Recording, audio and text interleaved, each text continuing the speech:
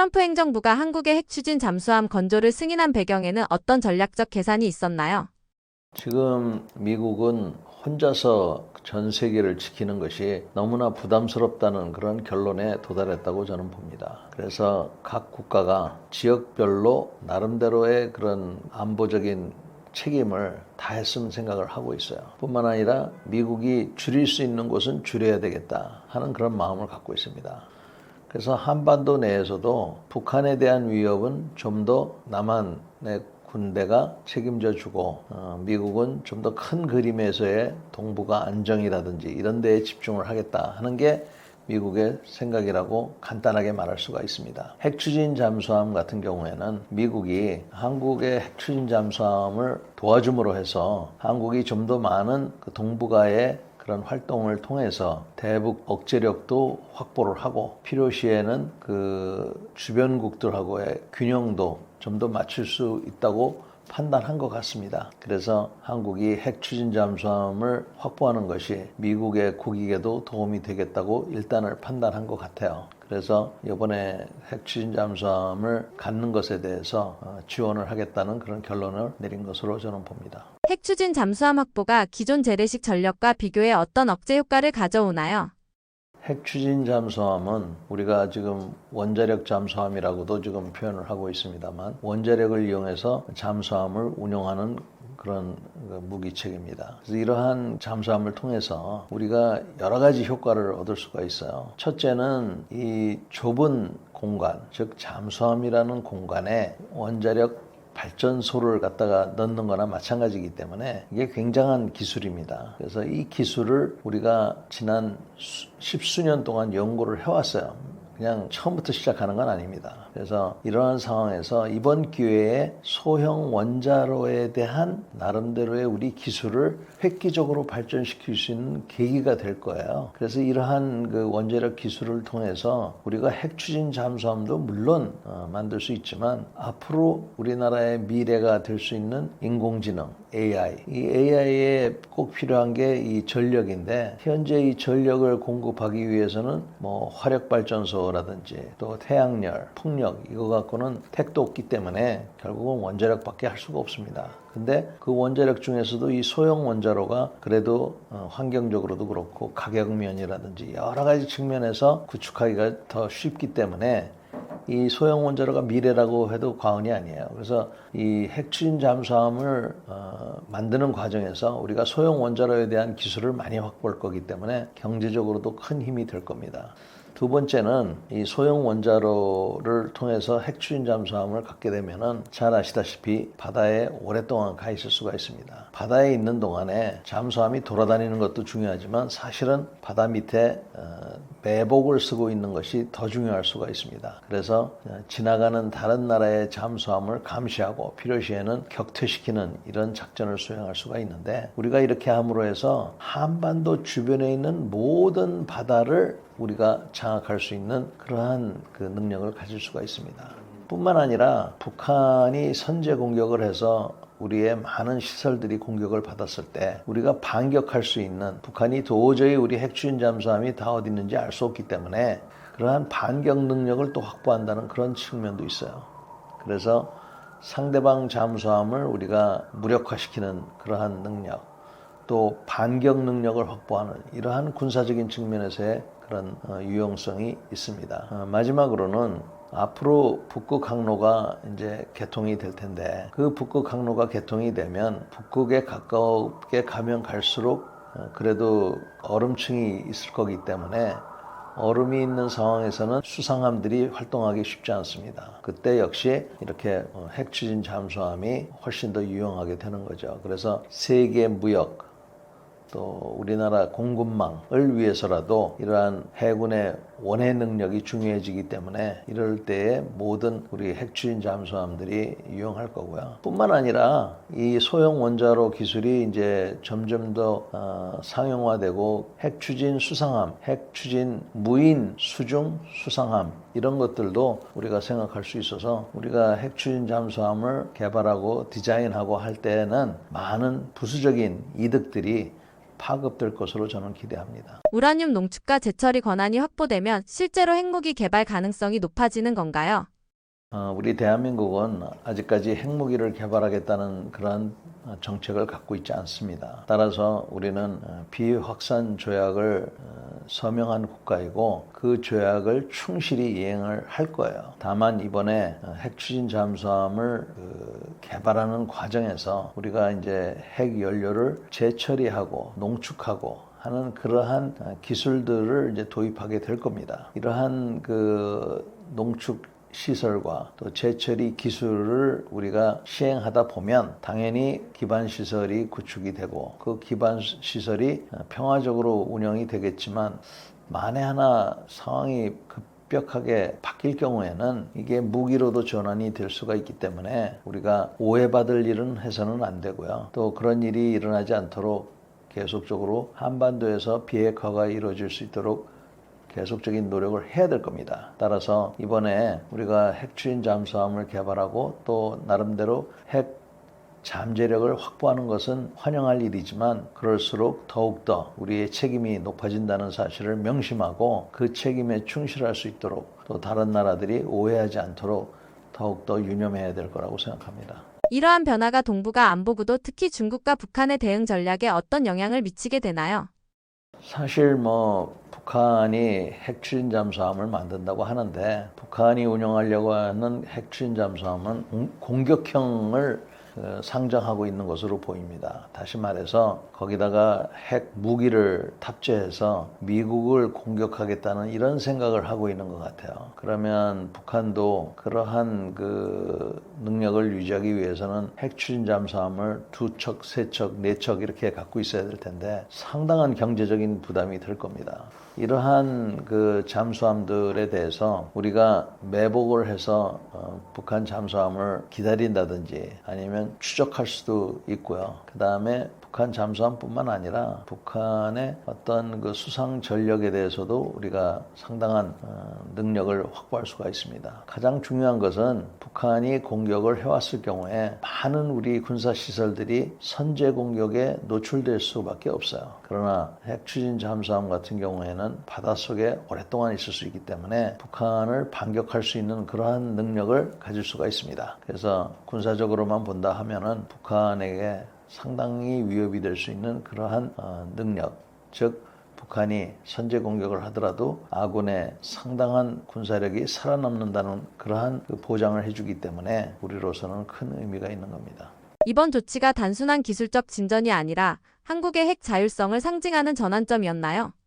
그렇다고 볼 수가 있습니다. 그래서 핵 연료를 농축하고 또 재처리하는 이러한 과정에 있어서 그러한 기반 시설을 우리가 갖출 수 있기 때문에 이것이 소위 말하는 핵 잠재력이 될 수가 있는 것입니다. 그렇지만 우리는 비핵 확산 조약의 서명 당사자라는 사실을 해야 됩니다. 그래서 핵무기로 전환되지 않도록 또 그런 오해를 받지 않도록 철저하게 잘 자정 노력을 해야 되고 또 전 세계에 투명하게 이렇게 해야 됩니다. 앞으로 이러한 신뢰를 바탕으로 해야 우리가 핵을 활용한 평화적인 그런 이용, 앞으로 이 핵을 가지고 잠수함뿐만 아니라 우주로 나갈 때도 이러한 원자로들이 필요할 텐데 이러한 기술까지 가려면은 이번에 우리가 확보하게 되는 이런 자율성을 책임 있게 그렇게 시행할 필요가 있습니다. 그래서 많은 사람들이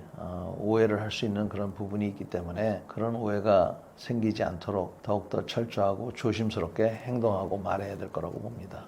자주 국방을 상징한다는 얘기도 많이 있는데요. 얼마나 연관이 있는지 앞으로 남은 과제는 어떤 것들이 있는지 궁금합니다.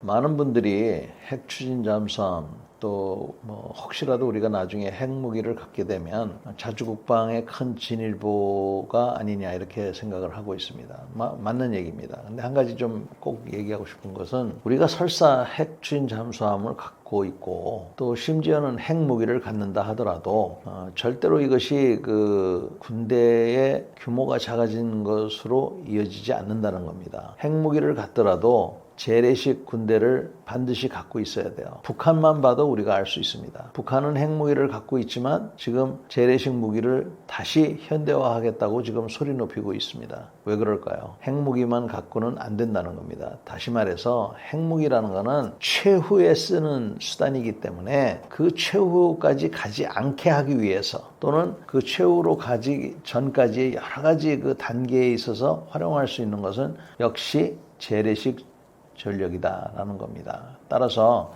우리가 예를 들어서 핵추진 잠수함을 갖고 핵무기를 갖는다 하더라도 우리의 재래식 군대 규모는 상당히 있어야 된다. 어떤 분들은 그런 핵무기가 있거나 핵추진 잠수함이 있으면 뭐 군대도 뭐 한 10만으로 줄여도 되지 않겠느냐 이런 생각하는데 그거는 굉장히 위험하고 잘못된 생각입니다. 그래서 그것을 우선 첫째로 유념을 해야 되고요. 두 번째는 돈이 많이 들 거라는 겁니다. 핵추진 잠수함 개발하는 데만 해도 적어도 10년이 걸릴 거고요. 돈이 대략 30에서 50조 원 정도가 필요할 겁니다.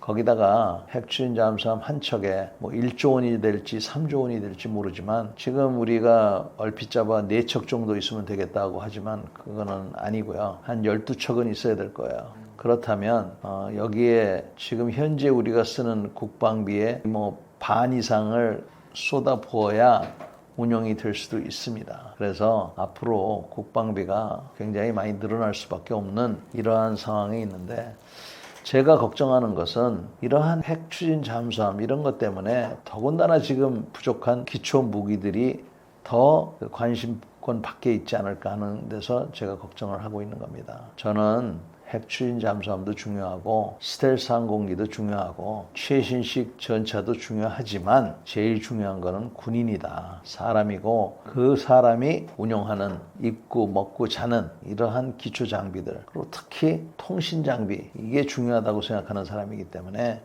이런 기초적인 무기들에 대해서 등한시하지 않았으면 좋겠다는 것이 제 생각입니다. 이번에 공개된 북한의 신형 무기들, 실제로 실전 운용이 가능한 수준의 기술력을 갖춘 건가요?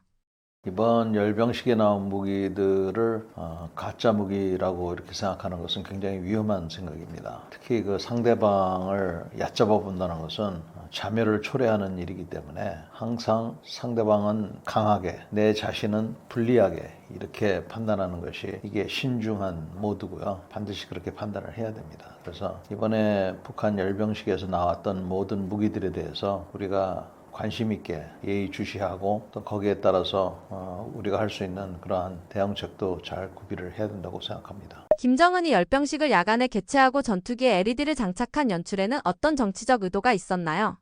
북한이 이제 이렇게 야간에 실시하는 것은 최근 들어서 이제 그렇게 하고 있습니다. 몇 년 됐죠. 그래서 특이한 그러한 그 열병식이라고 볼 수가 있습니다. 대부분의 나라들은 이제 대낮에 하는데 북한은 야간에 함으로써 좀 더 집중을 할 수 있는 그러한 그 주변 여건을 마련하고 있습니다.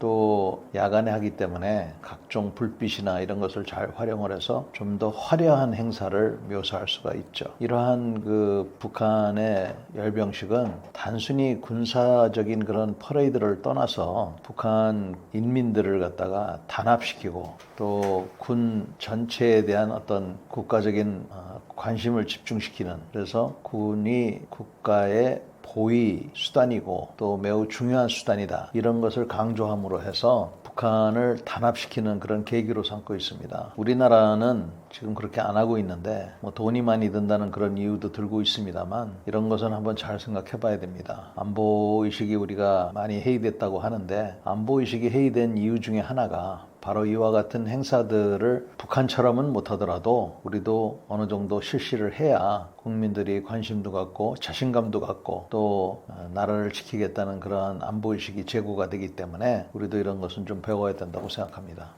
화성 20형 ICBM이 발표된 대로 미국 본토 전역을 타격할 수 있을 정도의 성능을 갖췄나요? 이번에 그 열병식에 나온 무기 중에서 많은 사람들이 관심을 갖고 있었던 것은 북한의 새로운 ICBM입니다. 우리가 본 것은 사실은 굉장히 큰 미사일 운반 체계를 봤고요. 그 미사일이 어떻게 생겼는지 그 안에 있는 것은 보지를 못했습니다.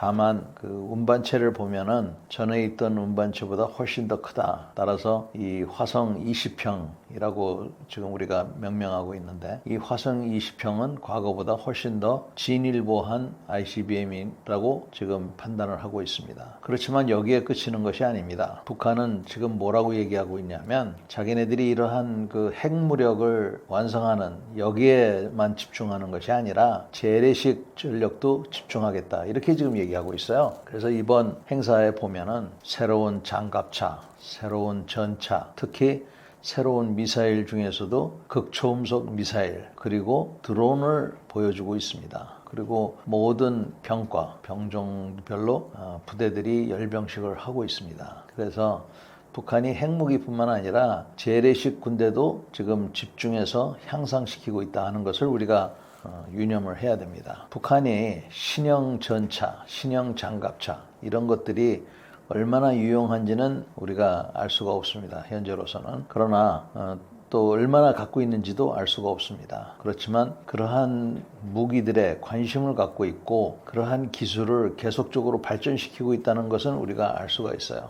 그래서 북한의 그 재래식 전력에 대해서 우리가 관심을 가져야 됩니다. 저로서는 특히 안타까운 것은 북한이 갖고 있고 또 이번에 보여주는 각종 소총이라든지 또 그들이 갖고 있는 장구류들, 뭐 헬멧이나 중화기 같은 것들, 이런 것들은 북한도 못 먹고 못 살면서도 저런 무기를 갖고 있는데 우리 남한보다도 우수한 무기들이 있어서 우리가 정신을 바싹 차려야 되겠다는 그런 생각을 많이 했습니다. 북한이 잦은 무기 공개를 이어가는 행보가 오히려 군사적 한계를 드러내는 결과로 이어질 가능성도 있나요?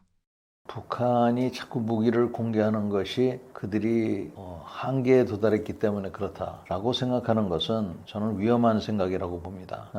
북한이 이러한 그 무기를 보여주는 것은 그들이 이러한 무기를 갖고 있다는 것을 과시하고 또 그들 나름대로 확보한 우방국들에게 능력을 보여줌으로 해서 지금 러시아 같은 경우에는 러시아에 파병을 하고 있습니다. 이러한 파병 또 다른 제3국에 무기를 수출할 수 있는 그런 홍보 수단으로도 쓰고 있어요. 따라서 북한이 어떠한 한계점에 도달했기 때문에 그러한 한계점을 숨기기 위해서 이러한 그 열병식을 한다고 생각하는 것은 북한을 우리가 너무 쉽게 생각하는 게 아닌가라고 생각을 합니다. 북한이 어려움이 많은 것은 사실인 것 같아요. 그러나 군사력에 있어서는 국민들이 어려움을 겪게 함에도 불구하고 그들이 집중하고 있는 소위 말해서 선군 정치, 군대를 앞장 세워 놓겠다 하는 이런 정치를 계속적으로 시행하고 있음을 분명히 하고 있습니다. 한반도의 안보 체계 및 기술들은 그에 대응할 수 있나요? 북한이 지금 개발하고 있는 무기들 또 보여주고 있는 무기들도 있습니다만 북한이 보여주지 않는 무기들도 많아요. 그래서 꼭 보여주는 무기만 우리가 대응하는 것은 아니고 보여주지 않는 무기에 대해서도 관심을 가져야 되겠다. 예컨대 북한의 사이버 능력은 가히 우리가 느끼질 못해서 그렇지 공포의 수준이라고 저는 생각을 하고 있어요. 그러나 이번에 열병식에서 보여준 것 중에서 가장 눈에 띄는 것은 역시 드론입니다. 그래서 크고 작은 드론이 있는데 이번에는 집단적으로 띄워서 공격을 감행할 수 있는 소위 말해서 수험 형식의 드론을 보여줬고 또 자폭 형식의 드론을 보여줬습니다. 이와 같은 것을 북한이 운용을 해서 공격을 해온다 그러면 우리가 딱히 퍼센트 방어할 수 있는 능력이 지금 미비합니다. 그건 우리뿐만 아니라 모든 나라가 다 마찬가지예요. 그래서 이 새로운 위협, 드론이라는 새로운 위협에 대해서 지금 이거를 어떻게 방어를 할 것인가 하는 것은 큰 숙제입니다. 어떻게 탐지를 하고 어떻게 추적을 해서 어떻게 격추할 것인가. 이게 지금 굉장히 어려운 문제로 부각하고 있어요. 그래서 이러한 방어적인 요소들을 우리가 개발하고 확보를 해야 되겠고 그와 못지않게 우리도 공세적인 능력을 빨리 발전을 시켜서 북한이 이런 드론들을 활용해서 우리를 위협한다고 하면은 우리도 마찬가지 북한에게 드론으로 위협을 가할 수 있는 그러한 적극적인 무기 체계들을 많이 개발해야 된다고 생각을 합니다. 그래서 드론을 위한 그런 새로운 무기 경쟁이 생겨날 수밖에 없다. 그래서 한반도뿐만 아니라 전 세계가 이제 앞으로는 드론으로 인해서 전장 상황이 바뀌어가는 그러한 상황에 있고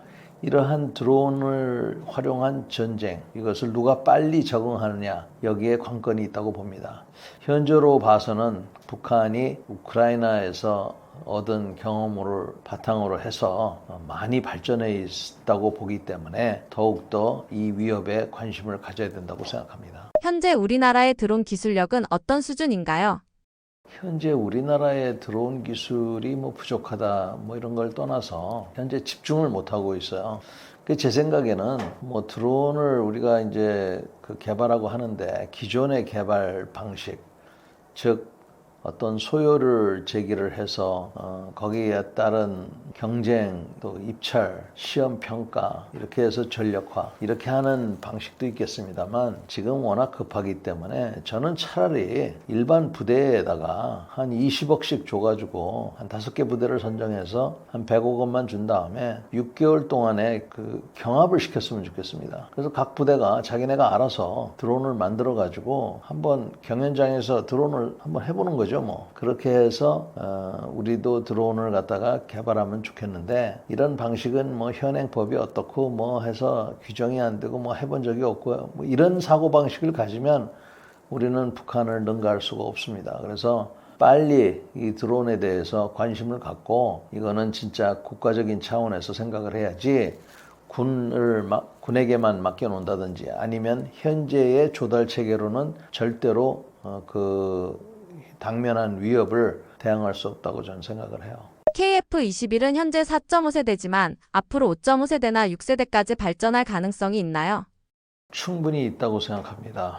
지금 또 항공기 엔진도 우리가 자체 개발해야겠다고 지금 그러고 있습니다. 항공기 엔진을 자체 개발한다는 것은 시간과 엄청난 또 예산이 많이 드는 일이죠. 그런데 우리가 5.5세대, 6.5세대의 전투기를 만들 수 있느냐가 문제가 아니고 그러한 전투기를 만들 필요가 있느냐를 한번 생각해 봐야 될 것입니다. 우선 과연 사람이 조종하는 그러한 비행기가 앞으로 필요할 건가? 오히려 무인기가 훨씬 더 항공기로서의 성능을 더 발휘할 수 있는 그러한 무기 체계라는 것이 이미 알려져 있습니다.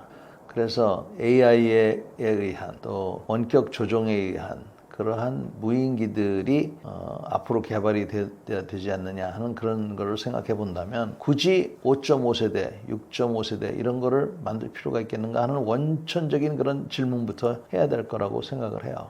두 번째는 5.5, 6.5세대가 되면 그만큼 예산을 더 많이 투자를 해야 될 겁니다. 과연 5.5, 6.5세대 전투기를 메이드 인 코리아로 했을 때 그만한 가치가 있겠느냐 하는 것을 우리가 잘 따져야 될 겁니다. 물론 국산화시켜서 외부의 도움 없이 모든 무기를 갖는 것은 그래도 가장 바람직한 일입니다. 그렇지만 현실적으로 그렇게 하기는 쉽지가 않죠. 돈만의 문제도 아닙니다. 그래서 지금 우리가 국산화했다는 것도 사실은 외국 기술을 또 외국의 첨단 과학을 많이 참조를 했습니다. 그래서 그 어느 누구도 완전히 자기가 독자적으로 하는 나라는 아무도 없다고 해도 과언이 아니라고 저는 생각하기 때문에 우리가 5.5, 6.5세대를 갈 수 있느냐가 아니라 갈 필요가 있느냐부터 생각을 해야 되고요.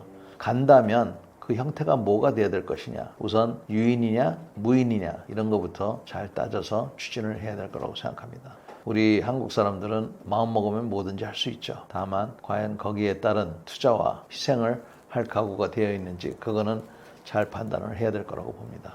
AI 기반 디지털 트윈 시스템을 활용한 동시 제작 방식이 생산 속도와 품질 향상에 얼마나 큰 영향을 주었나요?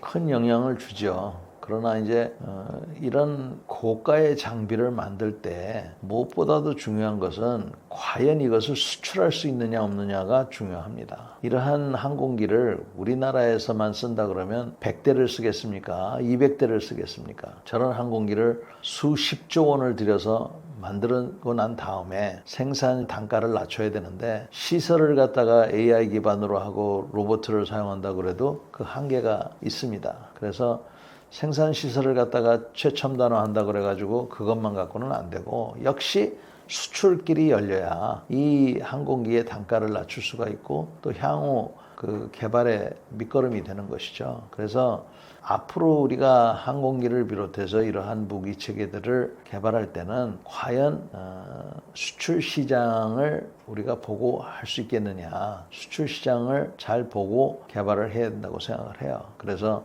그러한 것들을 통해서 우리가 좋으면서도 가격에 맞는 그러한 무기들을 만들 수 있는 이런 것들이 중요하다고 봅니다. 내부 무장창과 스텔스 성능 개선 등 KF-21이 실제 전투에서 기존 전투기와 비교해 얼마나 유리한가요? 전투에 있어서 유리하다, 불리하다 이거보다도 이러한 그 기술들을 우리가 이제 개발을 하고 시행착오를 거치면서 향후 항공기 개발에 상당히 그 도움이 될 거라고 생각합니다. 특히 저는 개인적으로 유인기보다는 무인기가 미래라고 생각하는데 그러한 무인기를 갖다가 통제하는 데 있어서 컨트롤하는 데 있어서 이러한 기술들이 필요하기 때문에 우리가 현재 개발하고 또 개발하는 과정에서 실패하고 거기서 또 배우고 하는 그 과정에서 향후에 우리가 만들 가능성이 높은 그러한 무기체계에 충분히 도입이 될 수 있다고 봐요. 그렇기 때문에 지금은 뭐 돈도 좀 들고 좀 어려움이 있을지 모르지만 향후 무기 개발에 있어서 좋은 밑거름이 된다고 저는 기대를 하고 있습니다. 인도네시아 계약 위반에 대해서는 어떻게 생각하시는지 그리고 앞으로는 어떻게 진행될지 궁금합니다. 인도네시아가 이제 계약을 위반을 했는데 우리로서는 참고할 부분이 많이 있는 것 같습니다. 인도네시아도 재정적인 여건이 안 되고 또 그들이 생각하고 또 기대했던 기술 이전의 수준이 과도했기 때문에 우리로서는 받아들이기 좀 어려웠고 또 최초에 우리가 맺었던 계약 조건과도 또 괴리가 있었어요. 이런 것들로 인해서 투자금을 약속을 못 받았고 그에 따라서 우리에게는 부담이 더 커진 거죠. 이러한 위험은 항상 존재하고 있습니다. 그래서 우리가 앞으로 외국하고 이런 대형 사업을 할 때에는 이런 위험이 있다는 것을 잘 판단을 해야 될 것 같습니다. 그러나 어찌됐건 이번에 계약 위반으로 해서 우리한테는 상당한 부담의 증가로 왔기 때문에 항공기의 대당 가격도 이제 올라갈 것이고요. 그 항공기의 대당 가격이 올라감으로 해서 전반적인 부담이라든지 또 운용에 있어서도 악영향을 미칠 것이고 또 그 가격을 맞추기 위해서 우리가 알지 못하는 여러 가지 또 그런 조정을 할 높은데 저로서는 굉장히 불편한 사항들입니다. 그래서 이런 것들이 앞으로 우리가 잘 봐야 됩니다. 우리가 대형 사업을 할 때도 과연 이런 사업들에 있어서 이런 리스크가 다시 발생하지 않도록 어떻게 할 건가 사실 쉬운 얘기가 아닙니다. 그리고 지속적으로 우리 KF-21이 발전하기 위해서는 어디에 수출을 할 수 있는지 이것을 계속적으로 봐야 되는데 현재로서는 수출길이 그렇게 쉽지는 않은 것 같습니다. 그래서 계속적으로 잘 보고 앞으로 이런 대형 사업을 구상할 때는 아예 파트너를 믿지 못하면은 구하지 않는 것이 나을 수도 있습니다. 최근 KF-21 관련해서 가장 좋은 소식은 어떤 것들이 있나요? KF-21과 관련돼서 가장 좋은 소식은 이 비행기가 어찌됐건 지금 날아다니고 있다는 겁니다. 지금 여러 나라들이 항공기를 자체적으로 개발하겠다고 해서 시도는 해봤지만 성공한 나라들이 많지가 않습니다. 그나마 우리나라가 KF-21이라는 전투기를 이게 뭐 4세대가 됐든 5세대가 됐든 4.5세대가 됐든 이러한 전투기를 만들어서 지금 현재 날아다니고 있다는 것만으로도 사실은 상당히 큰 성과를 이뤘습니다. 이 성과가 어떻게 더 큰 발판이 될지는 사실 아무도 몰라요. 그렇지만 우리가 이렇게까지 왔다는 것만으로도 정말 상상하기 쉬운 일은 아니었습니다. 모든 사람들이 안 될 거라고 했습니다. 극히 일부분만 될 거라고 했고 그 극히 일부분만 될 거라고 하신 분들이 그러한 용기를 가지고 또 비전을 가지고 추진했기 때문에 오늘 그래도 우리 KF-21이 지금 날아다니고 있습니다. 이것만도 큰 그 성과죠. 문제는 앞으로도 많은 과제들이 있다는 겁니다. 어떻게 이 비행기를 수출할 것인가 이게 가장 큰 과제라고 봅니다. 이 비행기가 상당히 많은 발전이 있었지만 어찌됐건 항공기 엔진은 또 외제를 쓰고 있기 때문에 우리가 항공기 엔진을 또 개발한다고 하고 있습니다. 이러한 모든 것들이 항공산업 발전에 도움이 되는데 한국 내에서 소요만 갖고는 안 되기 때문에 보다 큰 전 세계 뿐만 아니라 우주로 나가는 로켓 엔진까지 해서 우리가 만들어내는 그러한 기술의 밑거름이 되었으면 좋겠습니다. 이렇게 하기 위해서는 국가적인 차원에서 국민적인 차원에서 많은 노력과 관심이 있어야 되겠죠. 그렇게 되기를 희망합니다. KF-21이 독자 개발한 비행 제어 시스템과 무장 통합 덕분에 실제 전투에서 어떤 장점을 갖게 되었나요?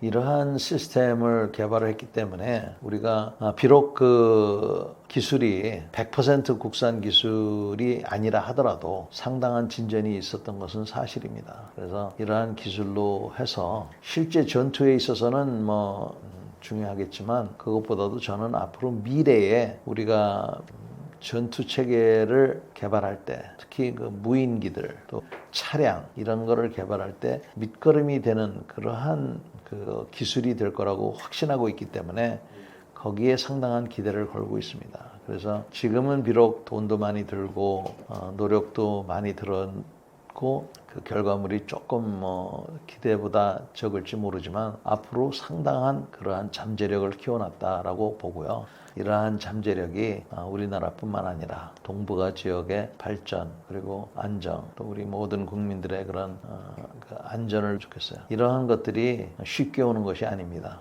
가까운 우리 그 우방들하고도 더 많은 협조를 해서 시너지 효과를 좀 이뤘으면 좋겠습니다. 전시작전 통제권을 넘겨받으면 우리 군이 실제 전쟁 상황에서 미군의 도움 없이 완전히 독자적으로 작전을 지휘할 수 있게 되는 건가요? 전시작전 통제권을 우리가 행사하게 되면 주한미군의 도움 없이 전쟁을 하는 것은 아닙니다. 전시작전 통제권을 우리가 행사하게 되면 우리 군에 대해서 전평시 작전 통제권을 행사하는데 그렇다 하더라도 우방국이 많으면 많을수록 우리는 유리한 것이죠. 물론 우방국이 많으면 많을수록 부담이 될 수도 있습니다만 근본적으로 어떤 도움을 받느냐에 따라서 우리에게는 큰 도움이 될 수가 있어요. 그래서 설사 작전 통제권을 우리가 갖고 행사한다 하더라도 우방국의 도움은 있는 것이 없는 것보다는 낫기 때문에 우방국의 도움이 필요 없다 하는 것은 아닙니다. 오히려 작전 통제권을 갖고 운영함에 있어서 우방들의 도움이 더 필요할 수도 있어요. 왜냐하면 이제는 우리 스스로가 모든 것을 책임져야 되기 때문에 거기에 따른 오해라든지 또 거기에 따른 그 책임 부분에 대해서 다른 나라들의 양해와 또 지원이 많이 필요할 수가 있습니다. 그래서 작전 통제권을 행사한다는 것은 그만큼의 책임이 늘어나는 부분이 있기 때문에 그 책임을 다할 수 있도록 우리가 능력과 또 잠재력을 많이 갖춰야 될 겁니다. 주한미군은 한미협정에 따라 주둔 중인데 한국이 철수를 요구하면 미국이 정말로 나갈 수도 있나요? 만약에 대한민국이 주한미군의 철수를 미국 정부에 정식으로 요청한다 그러면 제가 보기에는 6개월 이내에 미군이 아마 다 나갈 겁니다. 그래서 미군이 본인들이 나가고 싶든 아니든 간에 만약에 우리나라 국민들이 나갈 그것을 판단해서 그렇게 한다 그러면 미군들이 나가는 것은 그거는 자명한 사실입니다. 우리나라 사람들 중에서는 미국은 나름대로 주한미군을 유지하는 것이 그들의 국익에 도움이 되기 때문에 나가라 그래도 나가지 않을 것이다. 이런 얘기를 하는 분들이 많습니다. 일면 타당한 얘기입니다. 대한민국에 주한미군이 주둔함으로 해서 미국의 국익이 분명히 존재하죠. 그러나 우리가 나가라 그러는데 자기네 국익이 있기 때문에 안 나간다? 그런 일은 있을 수가 없습니다. 과거에 필리핀이 이런 생각을 하다가 미군들이 철수한 적이 있습니다. 우리는 똑같은 그러한 그 우를 범해서는 안 됩니다. 미국이 한반도에 있는 것은 미국 국익에도 도움이 되지만 우리 국익에도 도움이 되기 때문에 상호 간의 국익이 도움이 돼서 우리가 그들을 초대해서 여기 같이 있는 것이죠. 있는 동안에는 동북아의 안정에 크게 도움이 된다는 것을 잘 알아야 할 것입니다. 만약 미군이 빠진다면 지금의 한미연합 방위 체계는 어느 정도까지 흔들리게 되나요? 무엇보다도 문제가 되는 것은 북한이 우리 남한군을 너무 우습게 보고 있다는 겁니다. 만약에 주한미군이 빠진다 그러면 그것은 무엇을 의미하느냐 하면은 한미 상호 방위 조약이 깨졌거나 아니면 상당히 약화됐다는 것을 의미합니다. 두 번째는 미국이 제공하는 핵 우산의 보장이 약화됐거나 아니면 없어졌다는 거예요. 다시 말해서 억제력이 상당히 약해졌다는 겁니다. 북한 입장에서는 주한미군 미군이 만약에 철수한다 그러면 이 기회에 한반도를 공산화하겠다는 그러한 그 욕심이 너무나 커져서 아마도 그들이 제2의 6.25를 일으키지 않을까 하는 것이 제 염려입니다. 주한미군이 우리나라에 만약에 철수하게 된다 그러면은 한미연합 방위체계 자체가 무너져 내리는 것이기 때문에 우리로서는 상당히 경계해야 될 그러한 일이라고 봅니다. 미국이 주한미군을 유지하려는 이유 북한 억제 때문인가요? 아니면 중국 견제의 의미가 더 큰 건가요?